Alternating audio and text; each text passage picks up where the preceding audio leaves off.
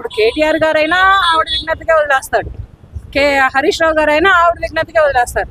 వీళ్ళందరి పైన హెడ్గా ఉన్నటువంటి కేసీఆర్ గారు మాత్రం నిర్ణయాలు తీసుకుంటారు. కొందరు ఇదంతా కలిసి ఫ్యామిలీ డ్రామా అంటున్నారు. డ్రామా అయితే 4 గోడల మధ్య ఉండాలి, బయటకు రావడానికి వీల్లేదు.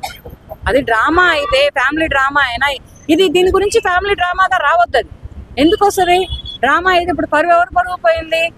ఒక రాష్ట్ర మాజీ ముఖ్యమంత్రి పరువు పోయింది, ఒక రాష్ట్ర ఐటీ శాఖ మంత్రి పరువు పోయింది, ఒక రాష్ట్రానికి హరీష్ రావు గారి పరువు పోయింది. ఇదంతా ఒక 4 చక్రాలు కలిపి చక్కగా ఒక గాడిలో నడిచేటువంటి రాజకీయాన్ని ఇలా భ్రష్టు పట్టించుకోవడం ఎవరు పరువు పోయింది?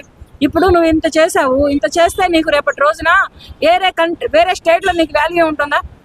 రేపు అవతల సైడ్ ఏముంది? కూటమి ప్రభుత్వం ఉంది, అక్కడ వాల్యూ ఉంటుందా? నీకు వాల్యూని కోల్పోతావు. ఫస్ట్ నీ కుటుంబం వాల్యూ కోల్పోతుంది, నీ అన్న విలువ కోల్పోతాడు, నీ బావ మర్యాద కోల్పోతాడు, నీ తండ్రి అయితే తల కిందకి వేసుకుంటాడు.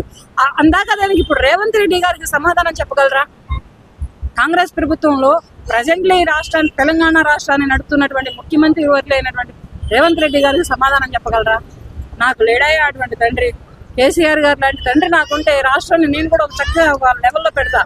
అంత ప్రాణప్రదంగా ప్రేమించాడు అనమాట బిడ్డని.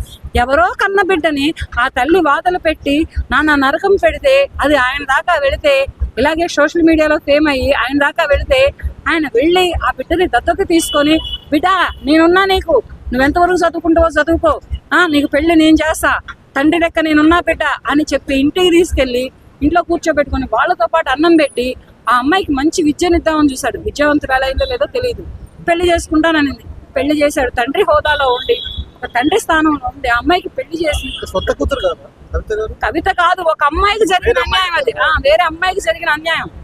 ఆ అన్యాయానికి ఇతను చెల్లించిపోయాడు. ఒక ఆడపిల్లని కన్న తల్లి ఆమె సవితి తండ్రి ఇలా చేశారా అని చెల్లించిపోయి ఆ అమ్మాయిని ఇలా దత్తత తీసుకొని తండ్రిలాగా పెళ్లి చేసి ఉద్యోగం చెప్పించి చదువు చెప్పిస్తానన్నటువంటి మహానుభావుడు కేసీఆర్ గారు. అటువంటి తండ్రి కడుపున పుట్టి అటువంటి కుటుంబంలో ఎదిగినటువంటి నువ్వు, పెరిగినటువంటి నువ్వు వాళ్ళ విలువలు తెలుసుకోకుండా నైతిక విలువలు జారిపోయి నాగరికతకి ఎటువంటి మెసేజ్ని ఇద్దామని, సమాజానికి ఎటువంటి మెసేజ్ని ఇద్దామని నువ్వు ఇటువంటి వ్యాఖ్యలు ఏం చేసింది అనేది కాదు.